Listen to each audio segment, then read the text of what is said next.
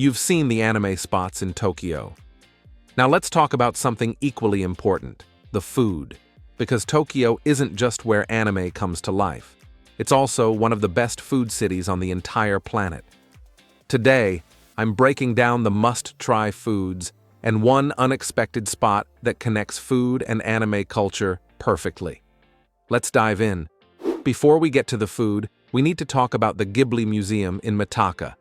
If you've ever watched a Studio Ghibli film, Spirited Away, My Neighbor Totoro, Howl's Moving Castle, you know that food plays a huge role. Those scenes of characters eating, they're animated with so much detail that they make you hungry just watching them. The Ghibli Museum celebrates that. It shows you the artistry behind Ghibli's magic, original sketches, animation techniques, storyboards. And the building itself feels like you've stepped into one of the films. Whimsical design, hidden details everywhere, and yes, a giant cat bus you can actually climb into. Here's the catch. Tickets sell out months in advance. You need to book online through authorized sellers, and they release tickets on specific dates. It takes planning, but it's absolutely worth it for any Ghibli fan. And after you visit, you'll be hungry, which brings us to the food. Let's start with ramen. And I'm not talking about the instant stuff. Tokyo-style ramen typically features a soy sauce-based broth called shoyu, paired with curly noodles and toppings like chashu pork, bamboo shoots, and a soft-boiled egg. The broth is rich but balanced. The noodles have this perfect chew. And when it's done right, it's one of the best meals you'll ever have. Here's the thing, you don't need to go to a fancy spot.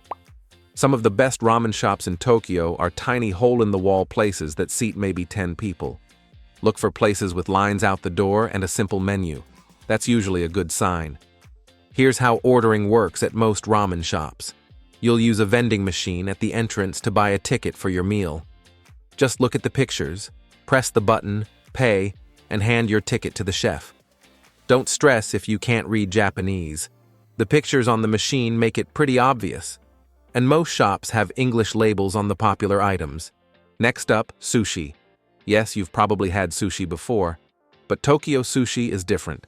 The fish here is incredibly fresh, often caught the same morning at Toyosu Fish Market and served to you by afternoon. You can feel the difference. The texture, the flavor, it's on another level. And here's the cool part. You don't have to spend a fortune. Conveyor belt sushi restaurants, called Kaiten Sushi, offer high-quality sushi at super affordable prices. You grab what looks good as it passes by, and you only pay for what you eat. It's fun, it's delicious, and it's a great way to try lots of different types. If you want to go high-end with sushi, check out Tsukiji Outer Market, or book a reservation at a traditional sushi restaurant. Expect to pay anywhere from 3,000 to 15,000 yen depending on where you go. But honestly, the conveyor belt spots are so good that even locals eat there regularly. Don't feel like you need to break the bank to get an incredible sushi experience in Tokyo. Now let's talk street food. Starting with takoyaki, those savory octopus balls you see everywhere. They're crispy on the outside, creamy on the inside, and topped with bonito flakes that dance from the heat.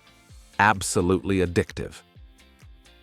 You'll find takoyaki stands near train stations, in shopping districts, basically everywhere.